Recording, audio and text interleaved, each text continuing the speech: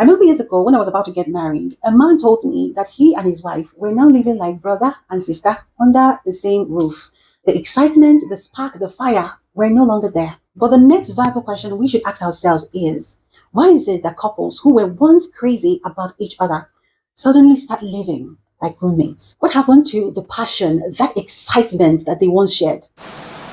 I read an article by Stephanie Shakar on silent divorce. I'm sure most of us may have read this because it went viral, I think, last week or so, where she talked about sexless marriages and the fact that couples live together, but they are emotionally and sexually disconnected behind closed doors. Unfortunately, that is the unspoken reality in most of our marriages, the lack of intimacy. But the next vital question we should ask ourselves is, why is it that couples who were once crazy about each other suddenly start living like roommates? What happened to the passion, that excitement that they once shared? There is something I learned recently called the Coolidge Effect, and I think it explains this perfectly well. The Coolidge Effect is where people may feel strong initial attraction to their spouses, but after some time together, they begin to crave something new. And it has to do with the fact that the brain is wired to respond strongly to novelty, someone or something new, fresh, unfamiliar, different from what you've always known. This creates excitement, curiosity, and renewed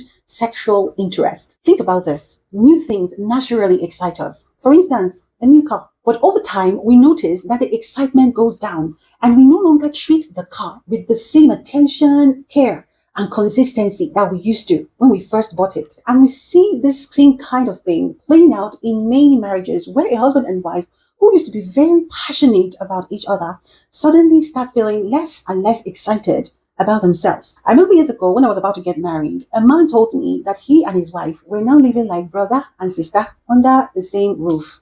The excitement, the spark, the fire were no longer there. And when there is no spark or excitement, people are tempted to look outside their marriage walls for it. And it tells you that sometimes infidelity is not always about dissatisfaction with the partner, but the fact that the brain became habituated or familiar or used to that partner, that he or she no longer excites you like before. Sadly, when habituation happens, some people wrongly assume that the love is gone, when really it's just habituation. It's still there.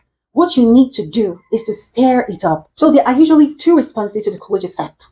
The first set of people choose to chase novelty outside their marriage relationship by getting into affairs or watching pornography or getting into serial dating. But the second set of people, who I call the wise ones, intentionally recreate novelty within their relationship to keep the spark alive. So the Coolidge Effect should not in any way justify infidelity. Instead, the awareness of it can help couples guard against temptation by being intentional in keeping things fresh, hot, and spicy. Much against popular opinion, you don't need a new partner to feel that spark again. Trying out something new together, new experiences, new adventures, new activities, new ways of intimacy with the same partner can mimic the effect of a new mate. That's why date nights, traveling together, or surprising each other can bring back the excitement. So make your marriage an adventure. Be intentional. Get familiarity or see finish out of your marriage. Despite what your human nature says,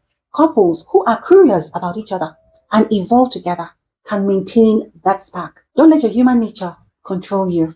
Rather, outsmart it. Galatians 5:16 says, let the Holy Spirit guide your lives.